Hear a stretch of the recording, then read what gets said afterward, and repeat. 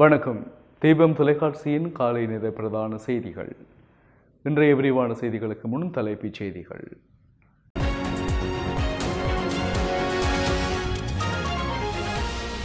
ஜனாதிபதி கோட்டா இராணுவ அதிகாரிகளுக்கு எதிராக சர்வதேச நீதிமன்றில் வழக்கு தாக்கல். ஞானசார தேரர் தலைமையிலான செயலணி இனப்படுகொலையின் இன்னொரு பரிமாணம், விக்னேஸ்வரன் கண்டனம்.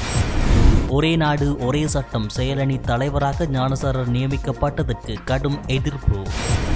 நவம்பர் 3ஆம் தேதி இருளில் மூழ்கப் போகும் நாடு, மின்சார சபை தொழிற்சங்கங்கள் போராட்டத்திற்கு திட்டம். அமெரிக்க கடலோர காவல்படையின் மற்றொரு போர்க்கப்பல் இலங்கை கடற்படையிடம் ஒப்படைப்பு.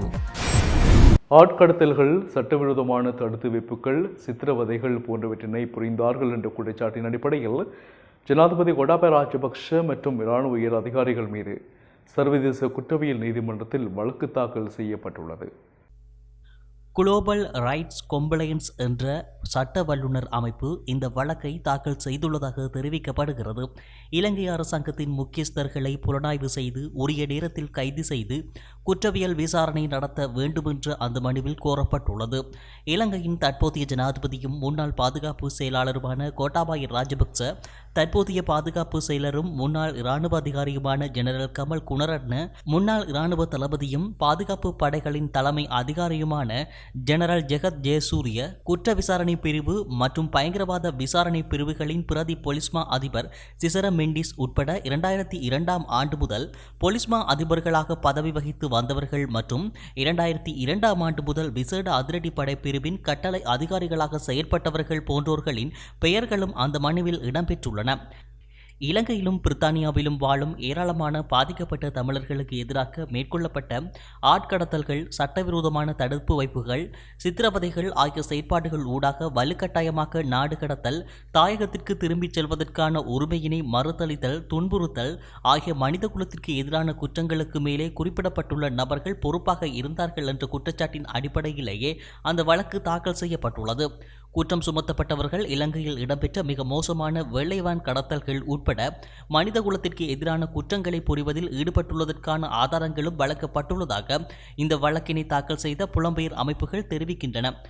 பாதிக்கப்பட்ட 200 இலங்கை தமிழர்கள் சார்பாக குறித்த சட்ட வல்லுநர் அமைப்பினால் ரோம சட்டத்தின் 15வது சரத்தின் கீழ் சர்வதேச குற்றவியல் நீதிமன்றத்தில் வழக்கு நடத்துபவருக்கு இத்தொடர்பாடல் அனுப்பி வைக்கப்பட்டுள்ளதாக தெரிவிக்கப்படுகிறது.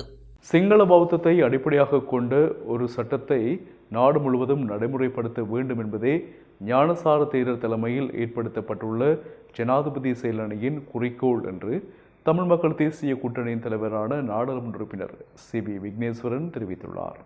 ஜனாதிபதி பல்வேறு குற்றவாளிகளை இதுவரை தனது அதிகாரங்களை பாவித்து சிறைகளில் இருந்து வெளிக்கொண்டு வந்து மன்னிப்பு அளித்துள்ளார்.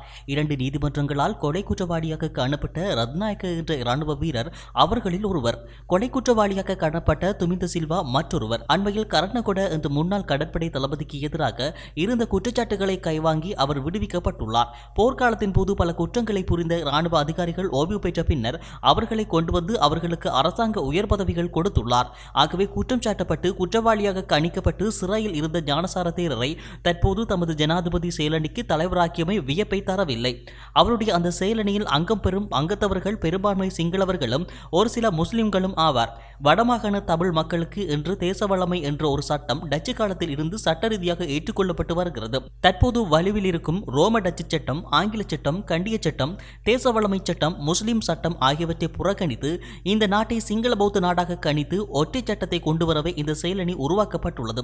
ஒரு நாடு ஒரு சட்டம் என்று கூறும் பொழுது இந்த நாட்டில் தமிழர்கள் பெரும்பான்மையாக வாழும் வடகிழக்கு மாகாணங்களை சிங்கள மாகாணங்களுடன் சேர்த்து அவை சிங்கள பௌத்தத்திற்குள் அடங்கியவை என்று எடுத்துக்காட்டவே இந்த இனரீதியான செயலணி உருவாக்கப்பட்டுள்ளது என்று நான் நம்புகிறேன். தமிழ் பேசும் மக்கள் என்ற முறையில் வடகிழக்கு மாகாணத்தில் இருக்கும் அவர்களுக்குரிய சட்டத்தை மாற்றுவதோ தொடர்ந்து வைத்திருப்பதோ என்பது அவர்களின் பொறுப்பு. அது மத்திய அரசாங்கத்தின் பொறுப்பல்ல. தமிழுக்கும் தமிழருக்கும் என ஒரு அடையாளம் இலங்கையில் பண்டை காலம் தொட்டு இருந்து வருகையில் ஒரு நாடு ஒரு சட்டம் என்பதன் அர்த்தம் என்ன? இலங்கை ஒரு நாடு அல்ல. அது சிங்களவர், தமிழர், முஸ்லிம்கள், கிறிஸ்தவர்கள், மலையக மக்கள், மேலும் சிறிய இன மக்கள் வாழும் நாடு. அதுவும் தமிழ் பேசும் முஸ்லிம் மக்களும் வடகிழக்கு மாகாணங்களில் வாழ்ந்து வந்துள்ளார்கள். அரேபியாவில் இருந்தும் தென்னிந்தியாவில் இருந்தும் வந்து கிழக்கு மாகாணத்தில் குடியேறிய பின் தமிழ் மொழியையே அவர்கள் தம் தாய்மொழியாக ஏற்றுக்கொண்டார்கள். இவ்வாறு இருக்கையில் இலங்கையானது ஒரு நாடாக இல்லாது பல நாடுகளை கொண்டிருக்கும் போது ஜனாதிபதி எவ்வாறு ஒரு நாடு பற்றி அறிவிக்கலாம்? மேலும் 5 சட்டங்கள் நடைமுறையில் இருக்கும் போது இந்த நாட்டில் எவ்வாறு ஒரு சட்டத்தை அமுல்படுத்த எண்ணலாம்? இவை யாவற்றையும் சிறையில் இருந்து வந்த ஒரு குற்றவாளியை தலைவராக கொண்ட ஒரு செயலடியை கொண்டு எவ்வாறு நடைமுறைப்படுத்த இருக்கின்றார்கள்? தேரருக்கு எந்தளவுக்கு சரித்திரம் தெரியும், சட்டம் தெரியும்?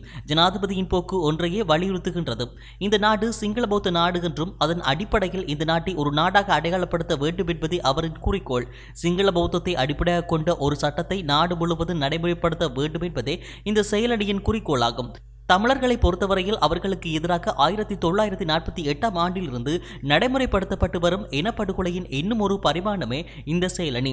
சகல இன மக்களும் இவ்வாறான தான் தோன்றித்தனமான சிங்கள பௌத்த வரி கொண்ட நடவடிக்கைகளுக்கு எதிர்ப்பு தெரிவிக்க வேண்டும் என்பதே எனது எதிர்பார்ப்பு என்றும் நாடாளுமன்ற உறுப்பினர் சி.வி. விக்னேஸ்வரன் தெரிவித்துள்ளார்.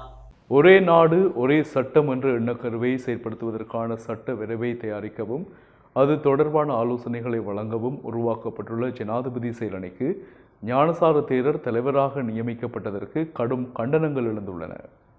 சிறுபான்மை இனங்கள் மற்றும் மதங்களுக்கு எதிராக வன்முறைகளை தூண்டிவிட்ட சட்டத்தை மதிக்காமல் செயல்பட்டு பல்வேறு வழக்குகளை எதிர்கொண்டுள்ள நீதிமன்றத்தினால் தண்டிக்கப்பட்டு பொது மன்னிப்பில் விடுதலையாக்கிய ஞானசார தேரர் இந்த செயலணிக்கு தலைமை தாங்குவதற்கு பொருத்தமற்றவர் என்று பல்வேறு தரப்பினரும் கருத்துக்களை வெளியிட்டு வருகின்றனர். இந்த செயலணியை ஏற்றுக்கொள்ள முடியாதென்றும் ஜனாதிபதியின் இந்த தீர்மானத்தை கண்டிப்பதாகவும் தமிழ் தேசிய கூட்டமைப்பின் நாடாளுமன்ற உறுப்பினர் M.A. சுமந்திரன் தெரிவித்துள்ளார். நீதிமன்றத்தை அவமதித்த குற்றச்சாட்டில் தண்டனை பெற்று பொது மன்னிப்பில் விடுதலையான ஞானசார தேரருக்கு இந்த செயலணியின் தலைவர் பதவி வழங்கப்பட்டிருப்பது வேடிக்கை என்றும் அவர் குறிப்பிட்டுள்ளார். இந்த செயலணியின் செயற்பாடுகளை ஜனாதிபதி நிறுத்த வேண்டும் என்றும் அவர் வலியுறுத்தியுள்ளார். அதேவேளை இதுகுறித்து தமது ட்விட்டர் கணக்கில் பதிவிட்டுள்ள ஐக்கிய மக்கள் சக்தி நாடாளுமன்ற உறுப்பினர் ஹெரின் பெர்னாண்டோ, ஜனாதிபதி கோட்டாபய ராஜபக்ச அனைத்து துறைகளிலும் தோல்வியடைந்துள்ளார்.